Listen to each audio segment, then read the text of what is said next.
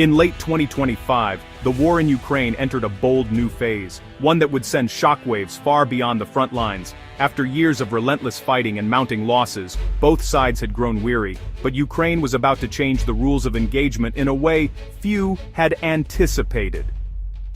For years, Russia's aggression defined the conflict, with its military might and deep incursions into Ukrainian territory. But now, the tables were turning. Ukraine struck back, this time, not just at the border but deep inside Russia's own heartland, catching the Kremlin off guard and forcing Moscow to confront a new reality. Ukrainian drones, guided by advanced intelligence and precision technology, targeted Russia's vital energy infrastructure. The massive Orenburg gas plant, a key node in Russia's energy network, became the centerpiece of these daring attacks. Flames and smoke billowed into the sky, visible for miles, as the world watched in disbelief. Explosions and fires ripped through the night, sending a clear and unmistakable message. Nowhere in Russia was safe from Ukrainian reach. The attacks were not just symbolic. They were a demonstration of Ukraine's growing capabilities and resolve. These attacks weren't just about destruction. They struck at the very core of Russia's economy, disrupting the financial and logistical backbone of its war effort. Oil pipelines were damaged, trains carrying vital supplies ground to a halt, and the Russian stock market plunged as investors panicked. The ripple effects were felt across the country, threatening to undermine Moscow's ability to sustain its military campaign. For the first time since the conflict began, ordinary Russians felt the war's cost through direct attacks, not just through economic sanctions or distant news reports. The sense of security that many had taken for granted was shattered, replaced by anxiety and uncertainty as the reality of war arrived on their doorstep. Strikes on Crimea's oil depots and Russian fuel supplies created chaos for Moscow's military planners. Fuel shortages and logistical nightmares began to ripple through the ranks, complicating Russia's ability to move troops and equipment to the front lines. The attacks forced the Kremlin to divert resources to defend its own territory, stretching its military thin. Ukraine's message was clear and unmistakable. Continued aggression would come at a steep, direct price. The world took notice as Ukrainian officials confidently addressed the press, and headlines blared the news of strikes deep inside Russia. Maps showed the expanding reach of Ukrainian operations, signaling a new era in the conflict. The psychological impact was profound, shattering Putin's carefully crafted narrative of invulnerability. The Russian public, long shielded from the true costs of war, now faced a sobering new reality. The Kremlin's grip on the narrative began to slip as fear and uncertainty spread. With the war now raging on Russian soil, the stage was set for urgent, diplomatic moves. The world watched closely, wondering if this dramatic escalation would finally force both sides to the negotiating table, or push the conflict into even more dangerous territory. Amid escalating violence and mounting civilian casualties, the world's attention once again turned to Ukraine. The devastation on the ground was impossible to ignore. Cities reduced to rubble, families displaced, and a humanitarian crisis deepening by the day. As the conflict dragged on, the urgent need for a breakthrough became clear to leaders across the globe.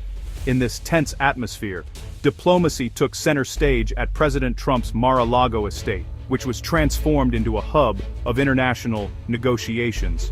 The arrival of diplomatic convoys signaled the gravity of the moment as the world watched to see if a new chapter in the war could be written.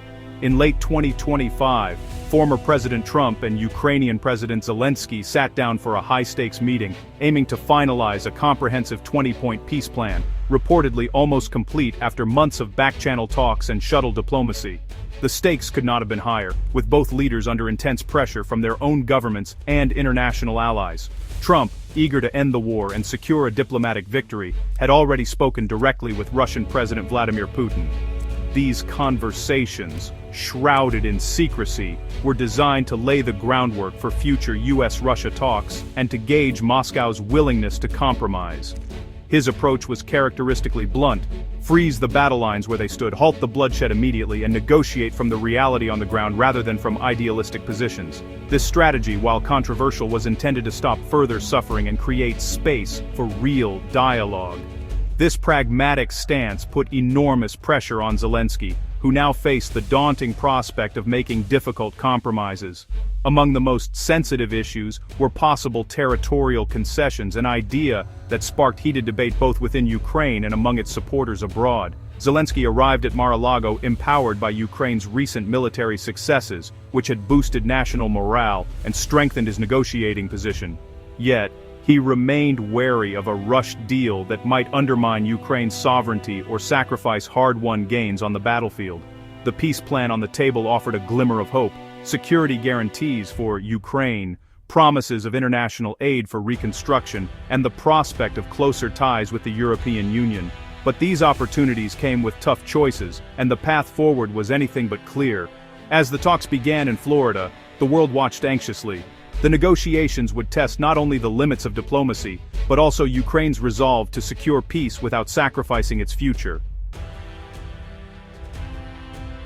In Kyiv, exhaustion mixed with defiance as Zelensky prepared for talks. He balanced openness to negotiation with a firm refusal to surrender Ukraine's sovereignty. Before Mar-a-Lago, Zelensky secured major aid from Canada and coordinated with European allies, ensuring Ukraine wasn't isolated. The Ukrainian position was clear: peace could not reward aggression or legitimize occupation. Trump's proposal to freeze battle lines was deeply unpopular in Ukraine, seen as accepting Russian land grabs. Zelensky countered with ideas like a demilitarized Donbass, but refused to cede territory. Even as Russian missiles battered Kyiv, Ukrainian resolve only hardened. For Ukraine, any peace must secure a sovereign, whole nation, free from Russian domination. In Moscow, Putin faced mounting pressure as Ukraine's strikes exposed Russia's vulnerability. The war, once distant, now threatened Russia's own security and economy. Putin's response escalated attacks on Ukraine while signaling limited openness to talks, on his terms. Russian demands remained maximalist recognition of all occupied territories and Ukrainian withdrawal. Ceding any gains would be a humiliating defeat for Putin, but continuing the war risked more strikes and deeper isolation. The economic toll was growing, and Putin's options were narrowing. As Trump's diplomacy intensified, Putin faced a stark choice: double down or seek an exit. The future of his regime and the war hung in the balance. The peace plan faced huge obstacles, especially over territory. Russia demanded recognition of its control over Crimea and 4 annexed regions, a non-starter for Ukraine. Ukraine's counteroffer halt fighting at current lines, but even that meant painful concessions. Security guarantees were another sticking point. Ukraine wanted ironclad protection, wary of past broken promises. The U.S. offered a 15-year renewable pact, but Kyiv pushed for more. The fate of the Zaporizhzhia nuclear power plant added complexity, with proposals for joint operation to ensure safety. Each issue, borders, security, nuclear safety, remained deeply contentious. The path to peace was anything but clear. The negotiations drew in the world, with allies maneuvering to shape the outcome. European leaders, especially the UK and Canada, backed Ukraine with aid and political support, strengthening Zelensky's hand. Poland and Eastern European states warned against pressuring Ukraine into a bad deal, fearing it would embolden Russia. Not all allies agreed on tactics, but most insisted peace must not reward aggression. Meanwhile, Russia's diplomats spread disinformation, blaming the West for prolonging the war. The international web of interests made every move fraught with consequence. The fate of Europe's security was being decided far beyond the negotiating table. Ukraine's deep strikes inside Russia fundamentally changed the war. For the first time since the conflict began, Russian territory was no longer untouchable. Ukrainian forces, using innovative tactics and advanced technology, managed to strike targets deep within Russia's borders, sending shockwaves through the Kremlin and the Russian public alike. These attacks demonstrated a new level of reach and sophistication, signaling that the war was no longer confined to Ukrainian soil. Russia's core infrastructure, once thought to be safe, was now exposed and vulnerable. Oil refineries, supply depots, and key logistical hubs came under threat, shattering the illusion of sanctuary that Moscow had relied on. The strikes disrupted not only military operations but also the daily lives of ordinary Russians, making the costs of war impossible to ignore. The economic and psychological impact was immediate and profound. Russian citizens, once distant from the realities of war, now felt its effects firsthand. The government faced mounting pressure as fear and uncertainty spread, forcing Moscow to reconsider the viability of an endless conflict. Ukraine's new capabilities, from precision drone strikes to cyber operations, gave President Zelensky unprecedented leverage at the negotiating table. The world saw a nation not just defending itself, but actively shaping the course of the war.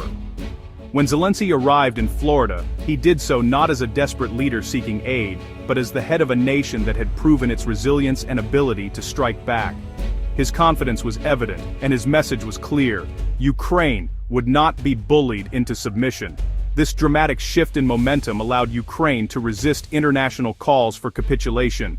Instead, Ukrainian negotiators could demand a just and lasting peace, one that recognized their sacrifices and sovereignty. Meanwhile, Putin now faced pressure from all sides: military setbacks on the battlefield, economic strain at home, and diplomatic offensives abroad. The balance of power had shifted and the world was watching. Trump's direct engagement in the peace process created a rare and fragile window for settlement. His involvement brought new urgency and attention to the negotiations, raising hopes for a breakthrough. Ultimately, it was Ukraine's bold actions on the battlefield and its refusal to back down that forced the world to the brink of peace. The war had changed, and so had the rules of the game. As 2026 dawns, hope and uncertainty coexist. Ukraine's military gains and renewed diplomacy offer the best chance for peace since the war began. The 20-point plan promises security, reconstruction, and EU prospects, but the core disputes remain. Putin faces immense pressure, but the gap between Russia's demands and Ukraine's red lines is vast. For Zelensky, ceding land is unthinkable. For Putin, retreat is humiliation. Trust is scarce, and the details of security and nuclear oversight are daunting. Whether this moment leads to peace or more war depends on painful choices by all sides. The door to peace is open, but could close at any moment.